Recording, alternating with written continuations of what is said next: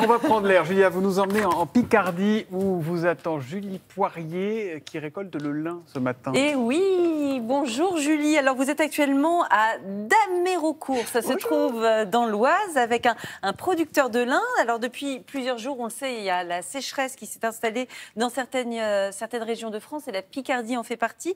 Quelle est la situation là-bas de ce point de vue-là ?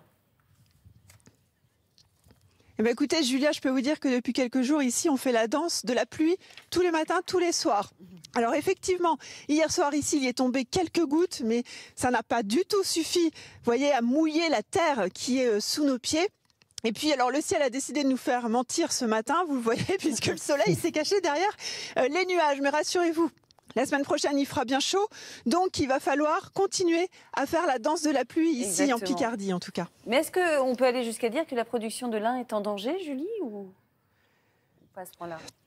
Alors oui, on sourit, on rigole, mais oui, effectivement, on est très inquiet, en tout cas du côté des producteurs de lin. C'est le cas avec vous, Sébastien. Là, on est sur un champ, oui. Clairement.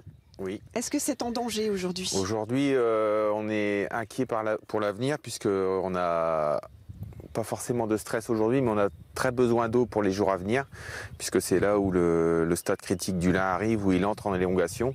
Et s'il n'est pas nourri et arrosé régulièrement, il va pousser trop vite, arriver en floraison trop vite, et dès qu'il fleurit, ouais. il ne pousse plus. C'est une plante des 100 jours, on appelle ça la plante des 100 jours. On va quand même regarder un petit peu l'état des sols, on va s'approcher juste pour qu'on puisse bien voir. On voit bien que c'est sec en fait. Aujourd'hui, on voit que c'est très sec, on voit que le bas de la plante commence à changer un petit peu de couleur. Enfin, je ne sais pas si c'est significatif, mais les petites feuilles du bas sont en train de brunir, donc ça c'est un signe de stress hydrique. Voilà, ouais. Donc dans certains endroits de la parcelle, on voit qu'il y a des vagues qui se forment.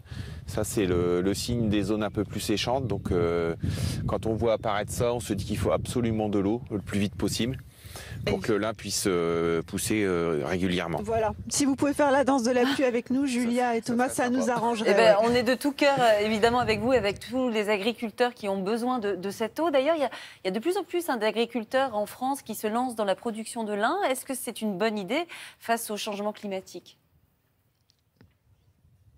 Alors, justement, regardez, on va se relever, on va vous montrer tout ça. Est-ce que c'est une bonne idée aujourd'hui de se lancer dans la culture du lin? En tout cas, sachez que la France, eh bien, est le premier producteur de lin au monde, 80% en tout cas, c'est la meilleure fibre qu'on trouve, elle est en France. Et effectivement, on voit le nombre de liniculteurs, si je ne me trompe pas, augmenter, surtout dans le secteur, c'est ça ? Oui, on a beaucoup augmenté la production de lin dans notre secteur, de par l'effet économique qui a attiré un peu les agriculteurs, mais aussi il y a un effet agronomique et un petit peu beaucoup d'intérêt dans la rotation, oui. Puisque le lin est une nouvelle culture. Et le lin est une culture qui nécessite peu d'intrants et qui est un bon précédent pour les cultures suivantes. Donc les agriculteurs sont très intéressés par cette culture. Par cette culture. On va quand même vous montrer, regardez, une fois que la plante a poussé, qu'elle a fait ses 100 jours, on l'arrache, c'est ça, et ça donne ça. Ah oui. Mais c'est pas fini encore, il faut encore de la pluie. Une fois que le lin est arraché, il est posé en andin à plat comme ça au sol. On le laisse mûrir de par la pluviométrie et la chaleur. Et ensuite, on l'amène à l'usine de transformation, le teillage, qui est à 5 km d'ici, pour en faire de la fibre longue. Voilà. On extrait la fibre longue et ensuite on peut commercialiser pour vendre en filature. Et voilà. Et après, ça part pour faire des chemises en lin quand il fait chaud et qu'il y a la sécheresse. Des petits sacs à dos. Regardez, je me balade avec mon petit sac à dos, c'est parfait. Bon, on compte sur vous, hein, Julien et Thomas. On va faire la danse de la pluie. C'est urgent, il faut qu'il pleuve là dans les 3 jours. Là. On a quelques personnes dans l'équipe de Télématin qu'on peut faire chanter. Quand il fait faux, on peut y arriver. Merci beaucoup, Julie. À bientôt.